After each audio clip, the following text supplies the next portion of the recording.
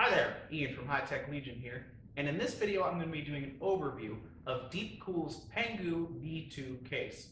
Now although this is a mid-sized case, it's definitely on the larger end of the spectrum of mid-sized cases, and also features a lot of mesh for optimal airflow. But there's no better way for me to show you it than to show you it, so let's jump right in.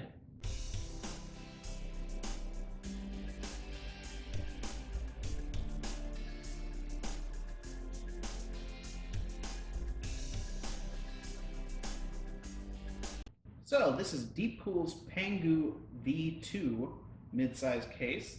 I'll give you guys a quick view of the outside before we get on into the innards. As you can see here, this is the side panel view.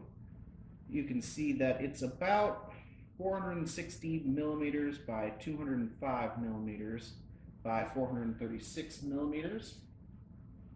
And it can support an ATX mini micro or mini ITX. This is the front of the Pangu. One of its main features is that it has quick remove panels on the front and top, which I'll show you right now. All you have to do is press those bad boys in and then pull up, and it comes right out. See, they're a little spring loaded. And here's the back. You can see the rear exhaust fan here.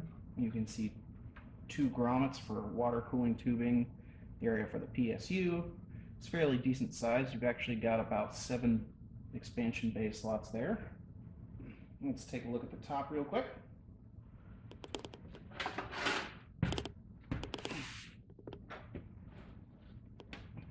So looking at the top, you can see you've got two USB 3.0 ports, two USB 2.0 ports, a headphone jack, an audio jack, a power button, and a reset button. Also, here's the second of the quick remove paneling. Again, you just press it in and pull it out. Up here you've got room for two top fans for exhaust, or you can also fit a smaller water cooler. So this is the bottom. As you can see, it's got 4 feet, and they aren't rubber, but they are foam, so they are shock absorbing and aren't going to slide around too much. You also won't hear any vibrations from the computer. You've got 2 areas for the fan, one for the power supply and one for a fan that you can put in yourself, and also an easily cleanable mesh that you can just run through the dishwasher to clean. And it's actually screwed in there, so you'll have to unscrew it to pull it out. So now that I've given you a look at all the sides, let's go ahead and take a look at the inside. Now the first thing that you notice when you open this thing up is actually there was a brown box with your extra components inside. And inside that box was a certificate of quality and warranty card. We also had a plastic baggie with some zip ties and some screws. And we also had another plastic baggie with a little speaker for your motherboard and some more screws. Now the case itself comes stock with just the one fan here in the rear.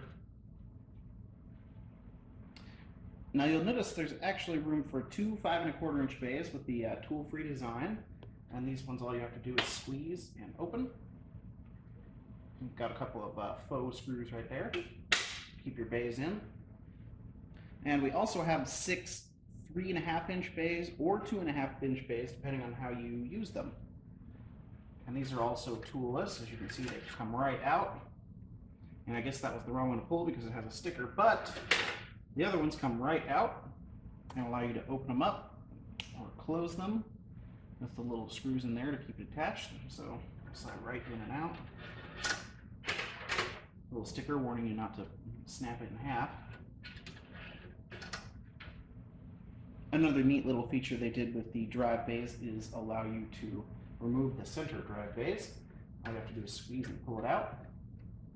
That way, in case you have an extra long graphics card or something that's not quite fitting, you can just throw it in right there. I'm going to remove the back panel now so we can get a look at what some of the cable management looks like. So looking at the back panel, you can see the cabling that comes from the top USB connectors and audio go right down in here. Now it's got a pretty decent amount of room throughout the whole back here, so I could definitely see fitting almost all the cabling, power cables and whatnot back here. especially if you have a modular power supply.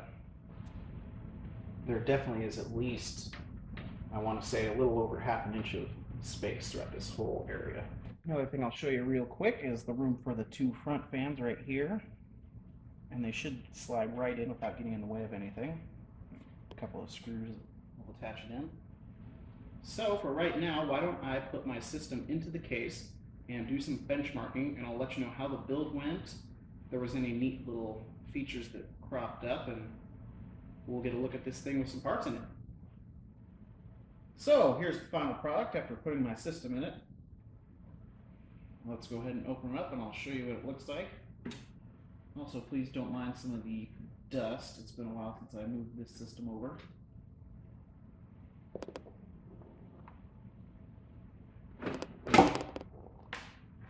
So as you can see with the system inside it, there's still plenty of space around for anything else you could possibly want to put in here. And in fact, so one of the things I was worried about before I put the system in was this Zalman heatsink. It's fairly tall, but turns out I didn't need to worry about anything because the Pangu V2 actually supports up to 165 millimeter tall heatsink, which is perfect. It doesn't leave much room towards the outside, but it definitely doesn't hit the side panel, so that's great. And I only put in one fan for the CPU and then left this stock fan in for the benchmarking. And I'll show you the benchmarks a little bit later. First, let me show you some of the cable management features. I'll open up the rear panel. And actually, before I open up the rear panel, let me just give you a little closer view of what this looks like. So as you can see, I managed to use the rear panel for, I would say, 90% of the cabling. And I have a modular power supply, so it really cuts down on some of the cabling. As you can see, there's the motherboard. My 8-pin actually reaches through. I've got my solid state drives in here. I can't actually pull those out right now because the cabling's through the back as well, but they're screwed into the 3.5 inch bays. So basically they just turned them into 2.5 inch bays for me. I don't have anything in the 5 1/4 inch bays because I usually don't, but that's okay. So here's what the rear panel looks like with all the cabling still in it. As I mentioned before, there's plenty of space here, lots of little cable management features I didn't even have to use really. As you can see, everything comes through the holes, in and out. I've got the little tie here to keep everything looking nice and tidy. My 8-pin connector actually reaches all the way up through there. You get a fairly big hole to check out the CPU heatsink. You can see my SATA 3 connectors here on the back of my solid state drives, which are screwed in nice and tight. I even had room for my graphics card 6-pin adapters to shoot through there, which really helped tidy things up in the front. I'll show you the rear.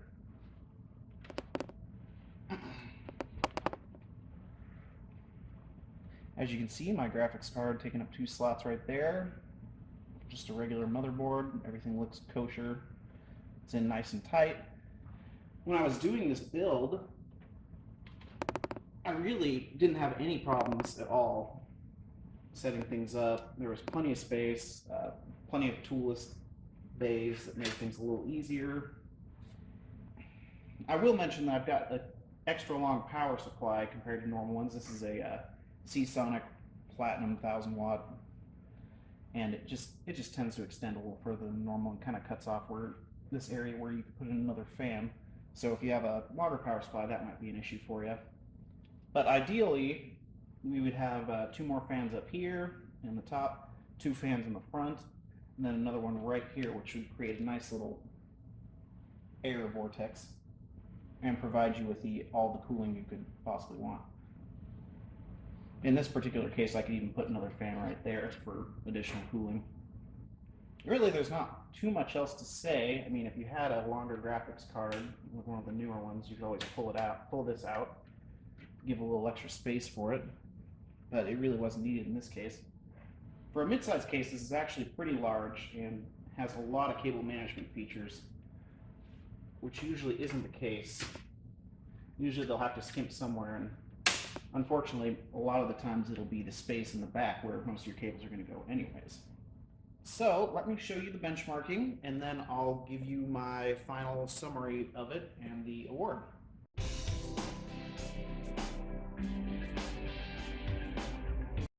So, as you can see from the benchmarks, DeepCool's Pangu V2 case did just fine. Nothing was too cold, nothing got too hot, and that was just with the one stock case fan installed. It can actually support up to 6, so I'm sure we can get the temperatures down even further if we went all the way and installed all 6. I really enjoyed the case when I was building it. The build was super easy. I didn't run into any problems at all. The toolless trays made things a breeze. There was plenty of space everywhere. The case itself felt really solid, like it wasn't just going to fall apart at a moment's notice. I really enjoyed the fact that there was a lot of extra space in the rear panel for me to just keep jamming cables to make the front of it look really nice and cleaned up. If I had to nitpick, I would probably say, coming from a Cosmos case, that I miss having handles or a way to properly carry the case without just grabbing it from the bottom. I'm really nitpicking here, but sometimes, and especially for the price point of the DeepCool, which is around $80 or $90, you're looking for that really unique feature to set it apart, and I just feel like the DeepCool fell a little short on that one. I mean, it has excellent cooling, and like I said, the build quality is solid. Everything's great about it, but it just is missing that one feature that really puts it apart. So, for all those reasons I listed, I've decided to give it the High-Tech Legion Gold Award. If you'd like to read the full review, go ahead and check us out on www.hightechlegion.com. Be sure to subscribe to our YouTube channel, like us on Facebook, and follow us on Twitter. And remember, if you're not high-tech, you're dead.